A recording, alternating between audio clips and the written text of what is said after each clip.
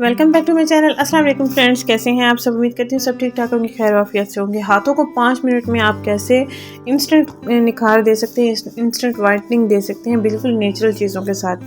सबसे पहले आपने करना है, एक मीडियम साइज़ का आलू लेना है, उसको आपने कद्दूकश कर लेना है और फिर इसमें आपने थोड़ा सा रोज़ वाटर ऐड कर देना है ताकि आलू का पानी अच्छे से स्क्वीज़ हो सके।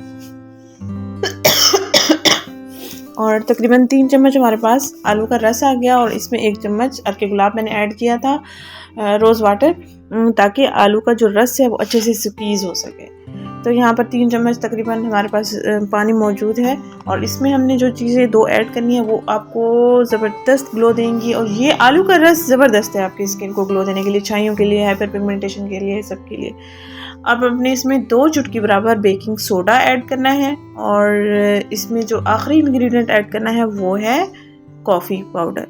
इसमें 2 चुटकी कॉफ़ी पाउडर ऐड करना है। ये सारी चीज़ें जो इसमें ऐड की गई हैं आपके हाथों को 5 मिनट में इंस्टेंट निखार दे देंगी और इसके कोई साइड इफ़ेक्ट्स नहीं हैं। आपके हाथ सॉफ्ट भी हो जाएंगे, शाइनी भी हो जाएंगे, ग्लोइंग भी आ जाएगी हाथों पर। और सबसे अहम बात, जो भी आपके हाथों पर मैल जमी हुई होगी वो भी साफ़ होनी शुरू हो जाएगी। और आप जब ये लगाएं, साथ में टूथब्रश ले लें जो आपके पास एक्स्ट्रा मौजूद हो। टूथब्रश की मदद से आपने फिर अपने हाथों पर रबिंग करनी है इस पानी को लेकर। इस पानी को भी आपने हाथों पर लगाना है और जैसे हैंड वॉश करते हैं वैसे ही आपने इसको लगाते रहना है जब तक कि स्किन में जज्ब नहीं हो जाता।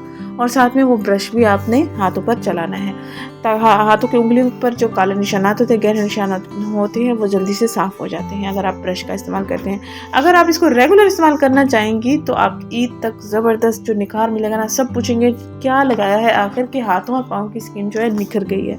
पाँव पर भी इस्तेमाल कर सकते हैं, हाथों पर भी इस्तेमाल कर सकते हैं। इंस्टेंट 5 मिनट में आपको ये रिजल्ट ना दे तो आप फिर कहना और कमेंट बॉक्स में मुझे ज़रूर बताना आपको रिजल्ट इसका कैसा मिला है। थैंक यू सो मच जो भी मुझे देख रहा है।